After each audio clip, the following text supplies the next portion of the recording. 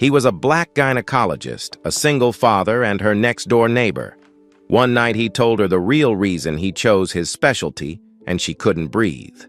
The house on Burwood Lane was the kind of place that looked like it had been waiting for someone to come back to it.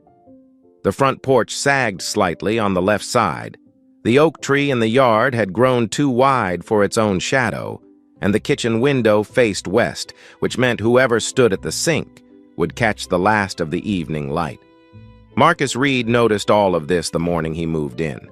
He noticed things like that, the small, quiet details that most people walked past without seeing. It was the same instinct that made him a careful doctor, and a very lonely man. He had driven down from Columbia with Eli buckled in the back seat, a moving truck trailing behind them, and no plan beyond the immediate get settled, find a rhythm, make it work. Eli was 6 years old, and had his mother's eyes and his father's habit of going quiet when something was bothering him. He had asked somewhere around mile 40 whether their new house would have a big yard. Marcus told him yes. That was enough for Eli. Children, Marcus had learned, could make peace with almost anything as long as someone answered their questions honestly. What Eli never asked, at least not in words, was the one question Marcus didn't know how to answer. He asked it in other ways. In the way he sometimes stood in the hallway at night looking at the framed photo on the shelf. In the way he once told his kindergarten teacher that his mom was somewhere important. Marcus had heard that secondhand and spent the whole drive home trying to figure out how to respond. He never quite did. Charleston was not a fresh start so much as a necessary one. Marcus had built his career here before, had trained here, had buried his wife here 6 years ago in a cemetery near the water. Returning felt less like going back and more like finally stopping running in the opposite direction. He had a position at St. Avery Medical Center, a solid reputation in maternal fetal medicine, and a 6-year-old who needed a backyard. That was enough to work with. The neighbor introduced herself on a Tuesday night 3 weeks after he moved in. He heard the knock when he was halfway through reading Eli a picture book about a bear who kept losing his hat. Eli had fallen asleep before the bear found it, which always seemed unfair to Marcus, but he tucked the blanket up and went to answer the door. The woman standing on his porch looked like she had come straight from a hospital shift, which it turned out she had. She was still wearing her badge clipped to her jacket, her hair pulled back in the quick, practical way that people who worked long hours learned to do without thinking. She was holding a flashlight. "I'm sorry to bother you," she said. "I'm Claire. I live next door. I found this in my garage and I think it belonged to the family who lived here before you. I kept meaning to return it, but I kept forgetting, and tonight I just—" She stopped herself. "It's a flashlight. You probably noticed." Marcus looked at the flashlight, then at her. "You want to give me a stranger's flashlight at 10 at night?" "When you say it like that," she said, "it sounds worse." He told her she could keep it. She said she didn't need a flashlight. He said he didn't either, really. She laughed a short, tired laugh that sounded like it surprised her, and that was how it started. They stood on the porch for 20 minutes that first night talking about nothing in particular, the neighborhood, the hospital system, the inexplicable number of potholes on the road 2 blocks over. Claire worked at St. Avery, too, in internal medicine, though they had never crossed paths. She was Charleston-born, she said, which people always seemed to expect to mean something specific. It meant she knew which restaurants to avoid and which roads flooded first when it rained. Marcus said that was actually useful information. She agreed. When she left, Eli appeared at the top of the stairs in his pajamas. "Who was that?" he asked. "Neighbor," Marcus said. Eli considered this. "Does she have kids?" "I didn't ask."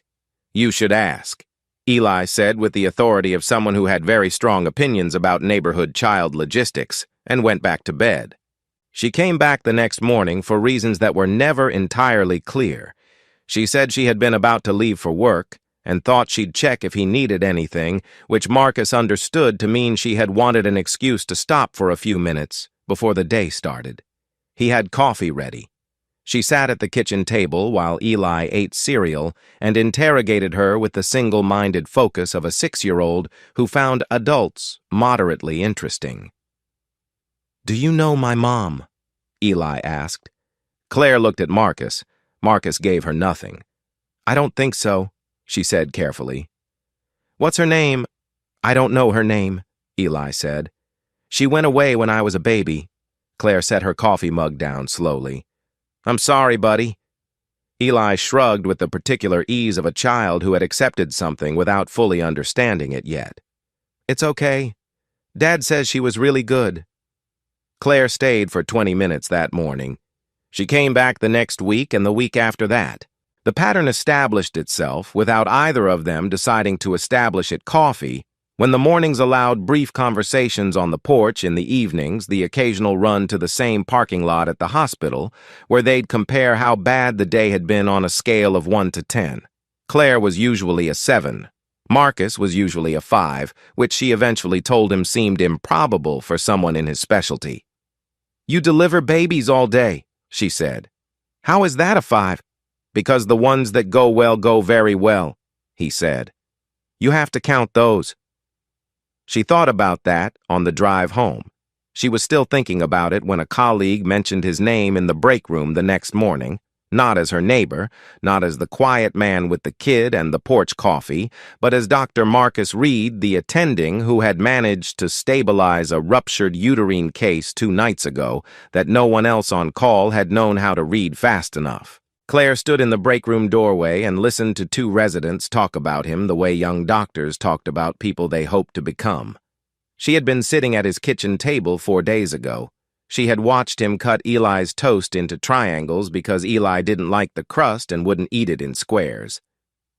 She drove home that evening with something shifting quietly in her chest, something she recognized the shape of but wasn't ready to name yet. Her phone rang before she reached the porch. It was her mother. "Your father wants you at dinner Sunday," her mother said. "Preston Wade is going to be there. His family just got back from D.C., and George thinks it would be a good time for you two to get properly acquainted." Claire stood in her driveway for a moment, looking at the warm light coming from Marcus's kitchen window next door, where Eli was probably already at the table asking questions that didn't have easy answers. "I'll be there," she said, because she always said that. She went inside. She didn't look at the window again. Preston Wade was exactly what Claire's family believed a man should be. He was tall, composed, and fluent in the kind of easy confidence that came from never having had a reason to doubt himself. He worked in cardiology at a private practice on the north side of the city, drove a car that was exactly the right amount of expensive, and knew which fork to use before anyone else at the table reached for one. He was by every external measure a reasonable person. That was the problem. Claire had expected someone she could dismiss quietly in her own mind, someone her father had chosen for obvious selfish reasons that had nothing to do with what she actually needed. Instead, Preston sat across from her at Sunday dinner and was genuinely pleasant. He asked about her work without performing interest. He didn't talk over her. When her father steered the conversation toward real estate investments, Preston caught Claire's eye with the faint look of someone who also found this tedious, and that small moment of shared understanding made everything more complicated. He called her the following Wednesday and asked if she wanted to get coffee. Not dinner, not a formal occasion, just coffee. Claire said yes because she didn't have a reason to say no that she could explain out loud. They met at a place near the hospital. Preston was easy to talk to in the way that certain people were easy to talk to smoothly, without friction, without the feeling that anything real was being exchanged. He saw her clearly, her family name, her training, her position, and he approved of what he saw. Claire recognized the feeling. It was the same feeling she got at professional conferences when people shook her hand and said Lawson, as in George Lawson, with that particular lift in their voice. She drove home afterward and sat in her car in the driveway for a few minutes. The light was on in Marcus's kitchen. Through the window, she could see the top of Eli's head at the table and Marcus standing at the stove with his back to the glass. It was an ordinary domestic scene, a father and his son at the end of an ordinary evening, and Claire felt something settle in her chest, that she couldn't name something that had nothing to do with Preston Wade, and everything to do with why she was sitting in her car instead of going inside her own house. She went inside. She didn't call Preston back that week. It was a Thursday night in late October when Claire finally fell apart. She had been on shift for 14 hours when the patient in room 7 coded for the second time. The team got her back, but Claire stood in the hallway afterward with her hands at her sides and the distinct sensation that her body had forgotten how to move. The attending found her there and told her to go home. She drove the familiar route to Burwood Lane without remembering most of it. She knocked on Marcus's door without deciding to. He answered in the same way he always seemed to, unhurried, like he had been expecting someone, just not necessarily her. He took one look at her face and stepped back to let her in. Eli was already asleep. The house was quiet in that particular way it got after a child went to bed, a different kind of quiet than emptiness, more like held breath. Marcus poured her a glass of water, and they sat on the back porch where the October air was cool enough to be useful, and the yard beyond the steps was dark and still. Claire talked. She told him about the patient, about the second code, about the moment in the hallway when she had looked at her own hands and not recognized them as belonging to a doctor. She talked about the particular kind of fear that came not from inexperience, but from knowing exactly how much could go wrong, exactly how fast, and having no guarantee that knowing would be enough. Marcus listened in the way she had come to understand was specific to him, not gathering information to respond, but simply receiving what she said and letting it exist without rushing to fix it. When she ran out of words, she leaned her head back and looked at the sky. Then she asked him the question that had been at the edge of her mind for weeks. "Why obstetrics?" she said. "You could have gone anywhere." "Why that?" Marcus looked out at the yard for a long moment, not stalling something more, like deciding whether to say the thing he had never quite said to anyone outside a hospital corridor. "Because the day my wife died giving birth," he said, "there was no doctor in that room who knew what to do." Claire turned to look at him. "Danielle went into labor at 38 weeks, he said. Everything looked fine, and then it didn't, and the cascade was fast, and the team that was there—" He stopped, started again, more quietly. "They weren't wrong exactly. They just weren't fast enough. They didn't see what they were looking at until it was already too late to change it." Eli had been born that day. Danielle had not come home.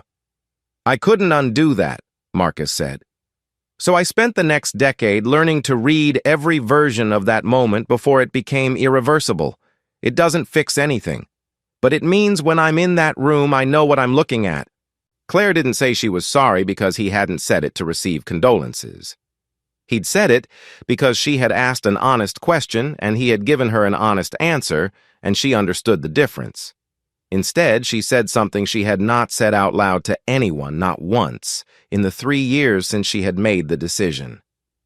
"I didn't go to Boston because I was afraid I wouldn't be good enough," she said.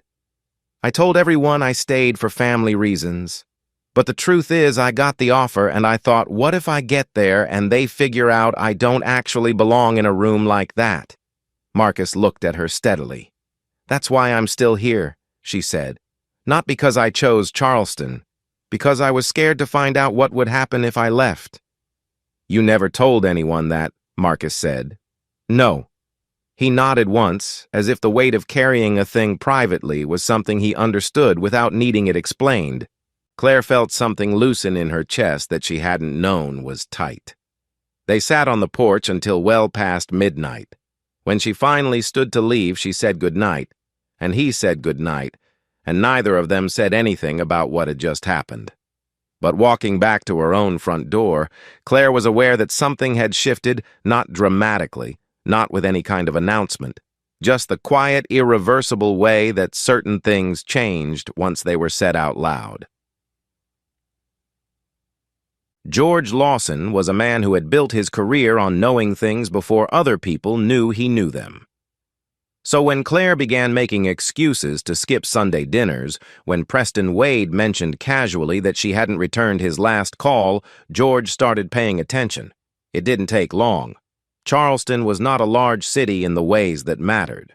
Someone knew someone who had seen Claire's car in the driveway on Burwood Lane past 11 on a Thursday night. Someone else had noticed that the house next to hers had recently been purchased by a physician named Reed. George said nothing to Claire directly. Instead, he mentioned Preston's name more frequently and with more deliberate warmth, the way someone placed objects on a chessboard before announcing they were playing. He arranged a charity event where he knew both Claire and Preston would be present. He made sure Claire sat next to the right people at the right tables.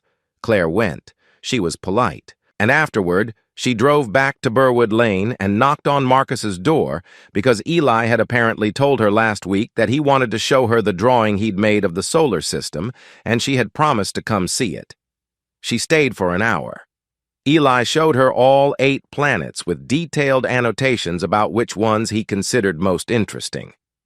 Marcus made tea. It was an entirely unremarkable evening, which was precisely why Claire drove home afterward feeling more settled than she had felt at any point during George Lawson's carefully arranged dinner. Her father noticed the difference in her face when she stopped by the following weekend. He was good at that, reading the emotional weather of a room and understanding what it meant about where things were heading. 2 days later, Marcus was between patients when his receptionist told him there was a man waiting in the consultation room who said it was a personal matter. She said he had given his name as George Lawson. Marcus walked in and recognized the shape of the conversation before a single word was exchanged. George Lawson was the kind of man who arranged furniture with his posture, who sat in a chair in someone else's office and made it feel like his office.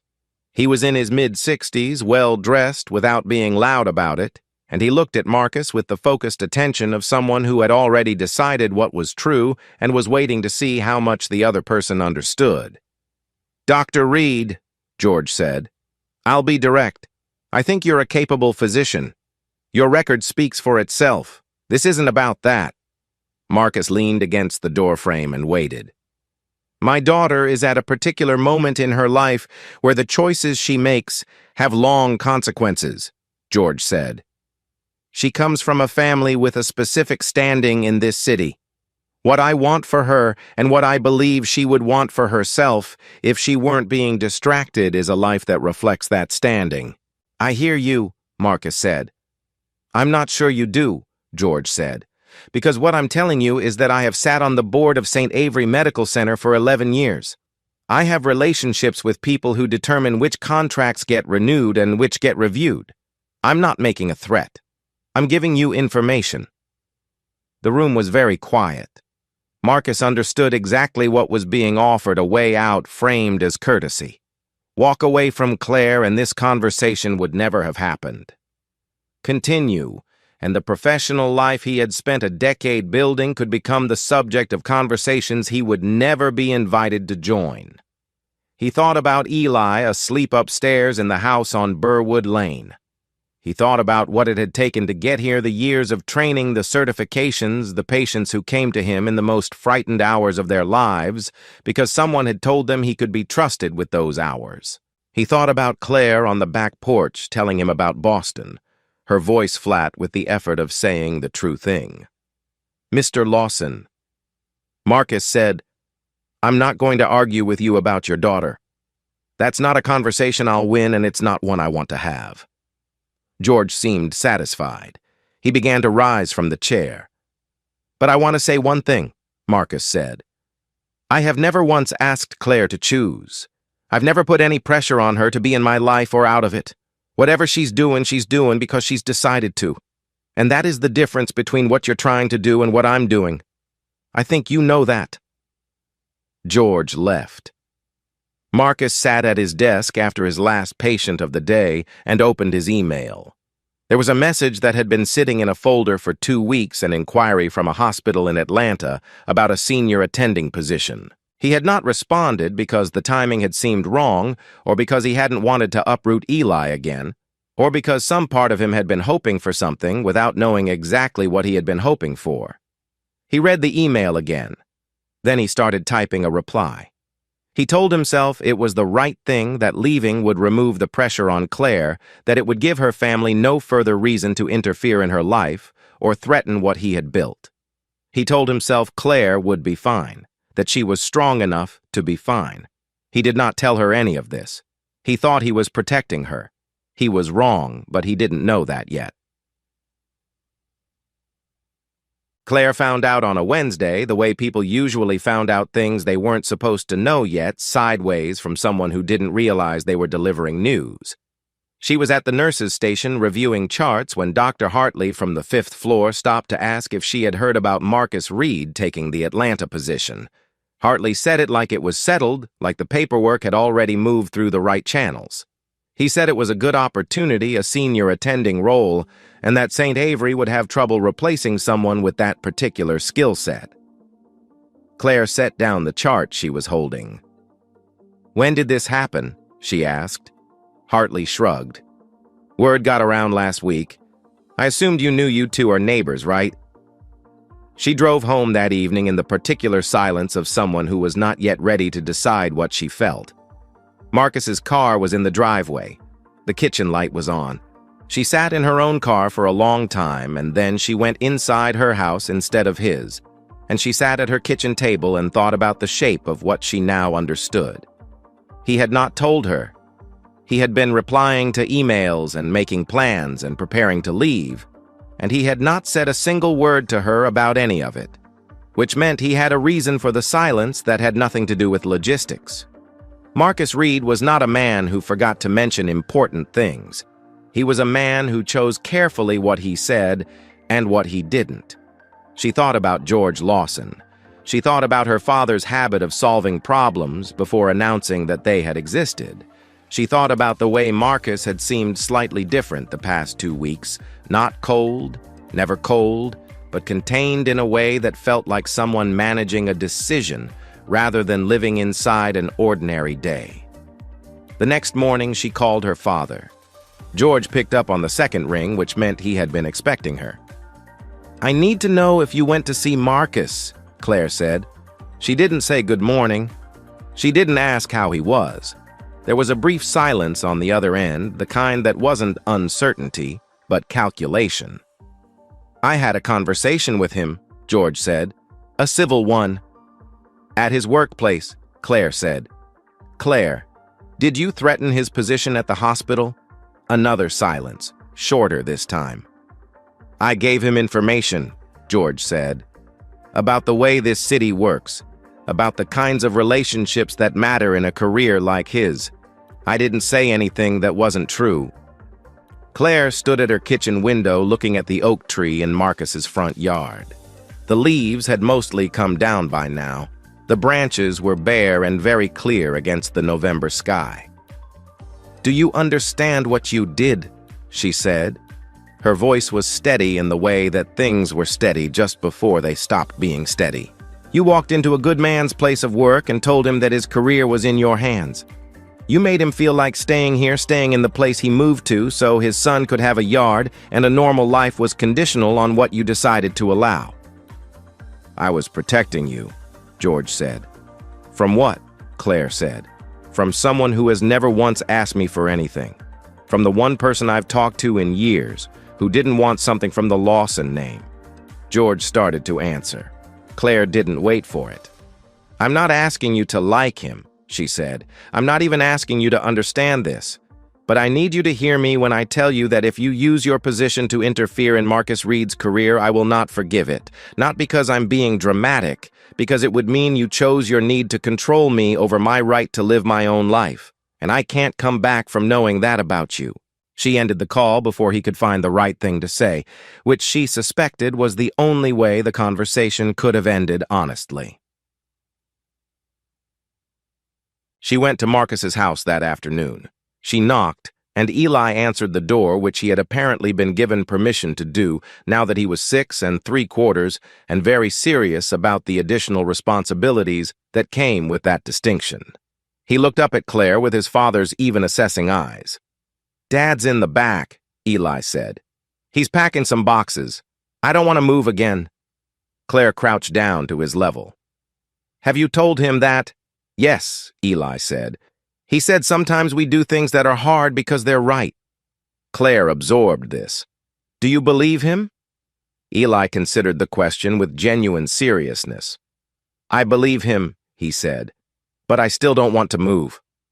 She found Marcus in the spare room off the hallway, standing over a half-filled box with a stack of medical journals in his hand and the look of someone who had been productive earlier and had since run out of momentum. He turned when he heard her, and something moved across his face that he didn't have time to arrange before she saw it. Hartley told me, Claire said. About Atlanta. Marcus set the journals down. I was going to tell you. When? He didn't answer immediately, and the silence was its own answer. You should have told me the minute you started thinking about it, Claire said. You definitely should have told me after my father came to see you. Marcus looked at her. How did you? Because I know my father, she said. And I know you. You were fine and then you weren't and you didn't say anything and now you're packing boxes. That's not a coincidence. Marcus sat down on the edge of a stack of boxes, which was not elegant, but the room wasn't really built for dignified conversation. He looked at his hands for a moment. He was specific, Marcus said, about what he could do, about who he knew on the board.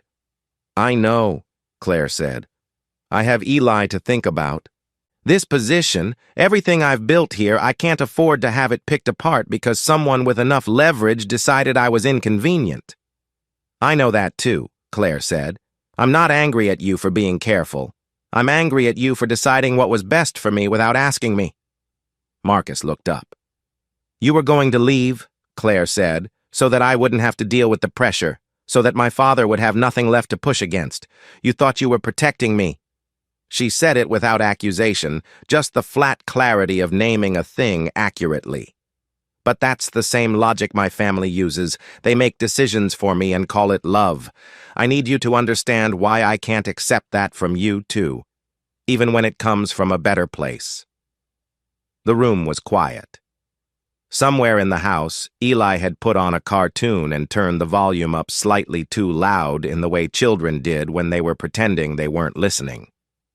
I didn't want you to have to choose, Marcus said. I know, Claire said, but I want to. I've been letting other people decide what I should be afraid of my whole life. I stayed in Charleston because I was scared. I went to those dinners because it was easier than the conversation I'd have to have afterward.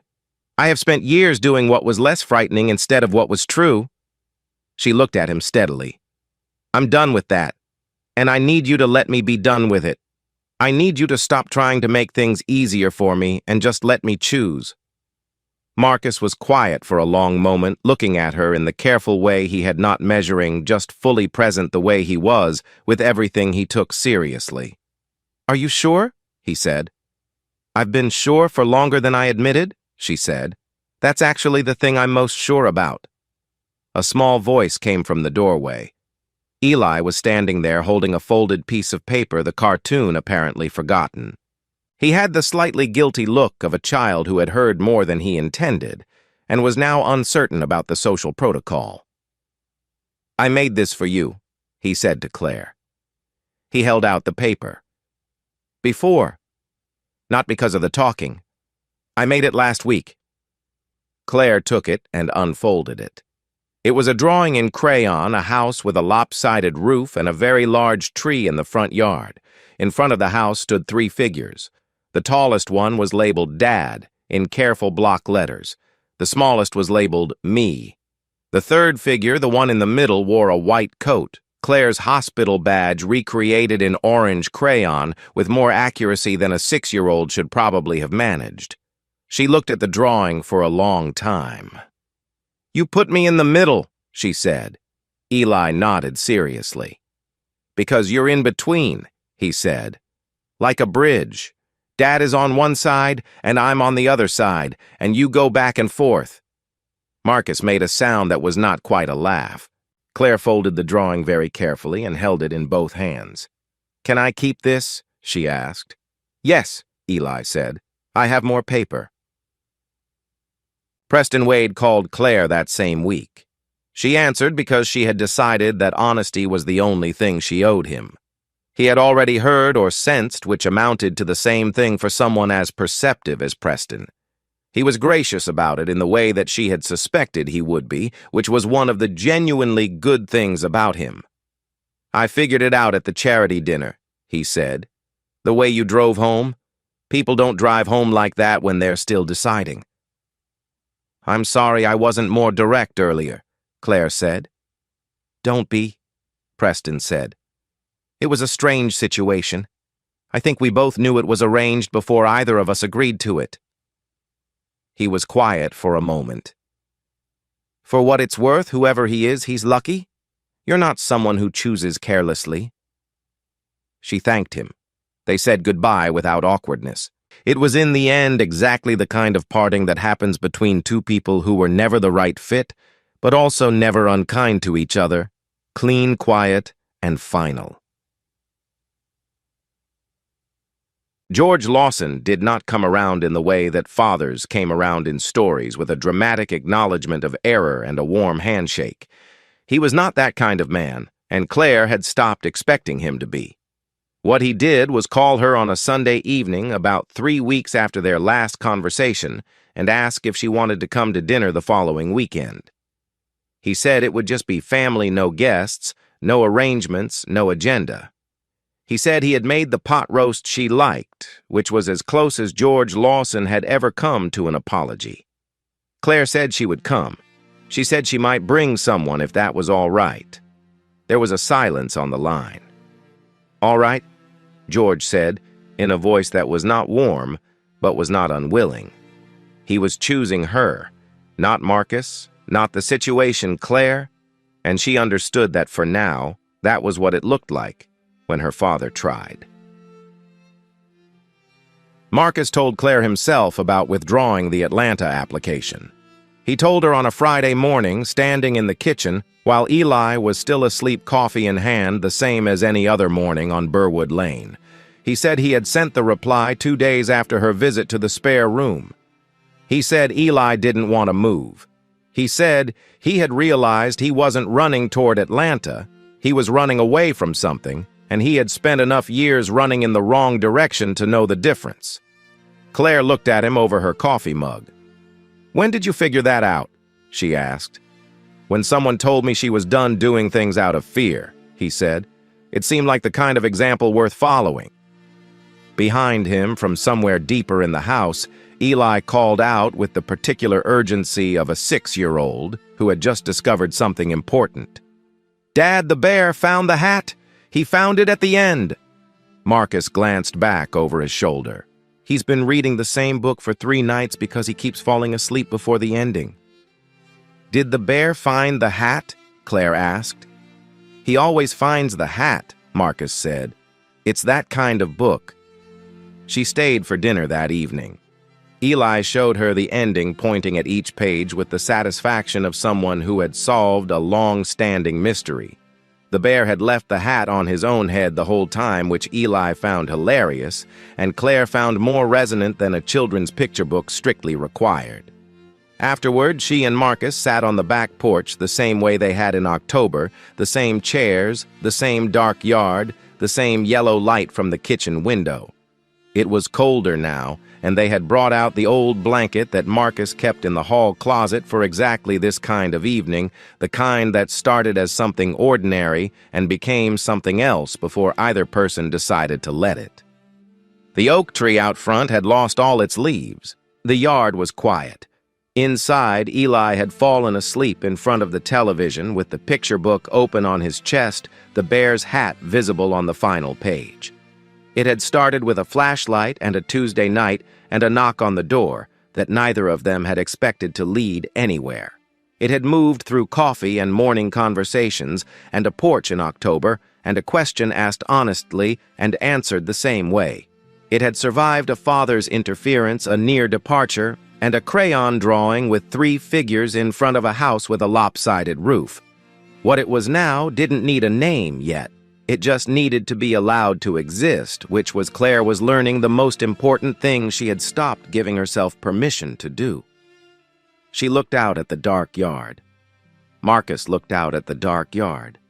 The light from the kitchen window lay across the porch boards in a warm rectangle, and somewhere inside, Eli slept with a picture book on his chest, dreaming whatever 6-year-olds dreamed when the evening had been good and the house was warm and the people they loved were near enough to hear. Some people spend their whole lives being brave in the operating room and terrified everywhere else. Marcus built his entire career out of a loss he never got to undo. Claire spent years being the person everyone expected, never the person she actually was. And it took a flashlight, a kid who asked too many questions, and one honest conversation on a porch in October to change any of that. If this story stayed with you, maybe because you recognized something in Claire's fear or in Marcus's way of turning grief into purpose, share it with someone who needs to hear it today. And if you've ever been afraid to choose the thing you actually wanted, drop a comment. We read every single one.